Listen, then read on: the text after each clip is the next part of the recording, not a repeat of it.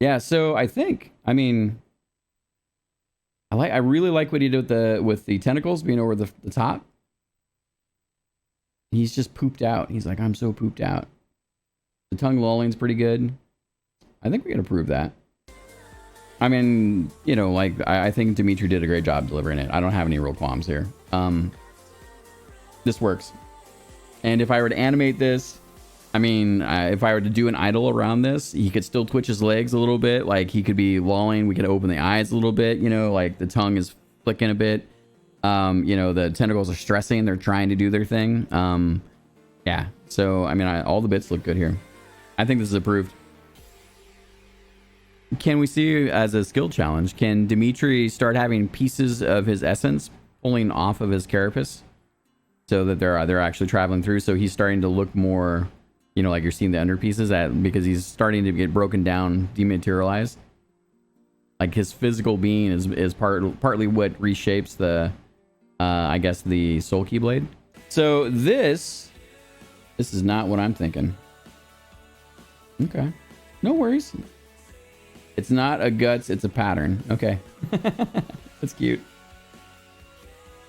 Okay, no problem. This is great. This is a great first start. This is our very first sketch of her. So in terms of the legs, so the legs, instead of being humanoid, she doesn't really stand. She's not much of a stander, but I guess if she is, so she's bent at the knees and she needs more feline legs instead of humanoid legs. I mean, she's got it kind of here a little bit. Yeah, so I'd say that I'm looking for a little bit shorter. Like, I need a scale reference here. So, at least in the scale reference, I feel like she is. Oh my god, she's too tall. So I would shorten her legs. She needs little squat legs, and I would focus on this area and making those more feline in shape. Does that make sense? Yeah, so she has more like haunches. Yep. And kind of like he's kind of got it in the foot, but a very humanoid leg going down into it. Yeah, totally.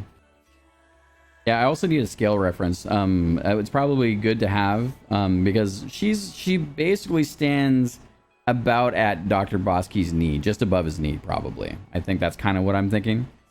I can't get a sense for scale right now with her, especially when she's in the land standing bit. Okay. So that's one piece. Well, I don't know. That's kind of cool. What do you think of this, Zay? I am enjoying the third sketch. Are you talking about the skirt? Yeah. Mm-hmm. I like the skirt quite a bit. I thought it gave Loki a bit of class, not so savage. Yeah, a bit of class. Mm-hmm, yeah. All right, so let's take a look here.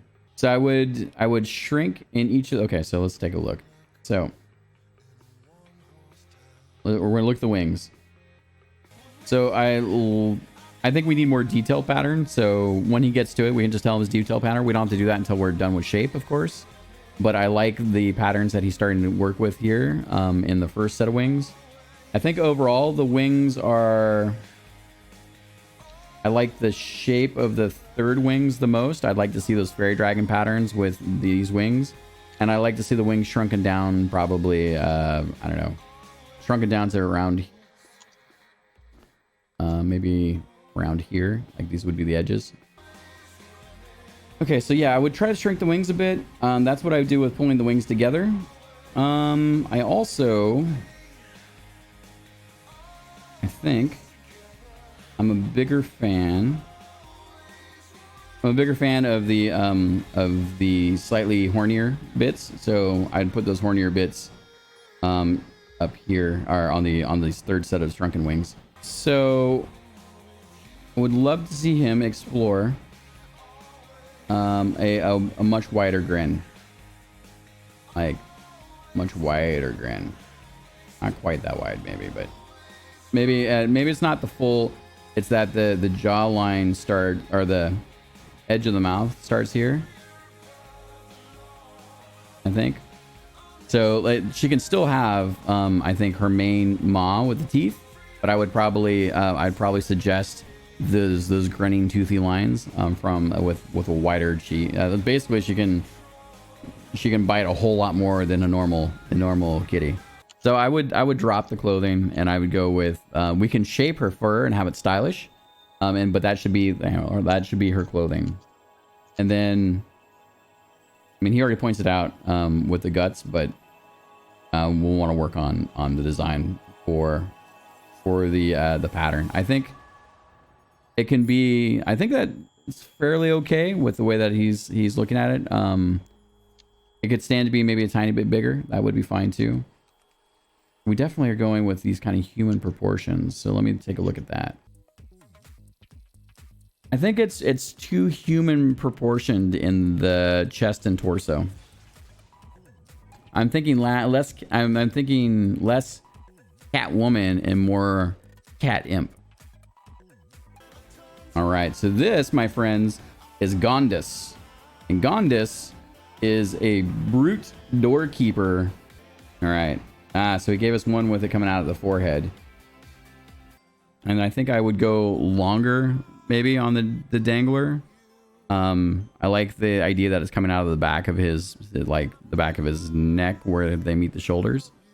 I like the mouth proportion of the teeth, of the jaw, more with the third one. I like the third one's horns the most. And can you take a note? I would love to see that cool blue indigo bioluminescence that's going to come with the dangler. I'd love to see that incorporated into the horn tips a bit. That's going to give him an interesting profile color-wise. I will add that for later feedback, not this round, because these are just concepts. So. Yep. All right. I think that's enough to get a remix from him. Let's see what comes out after that. And I definitely would extend the dangler, even if we're looking at the dangler from the front. I mean, even if it's like loops, you know, like where it has more coil.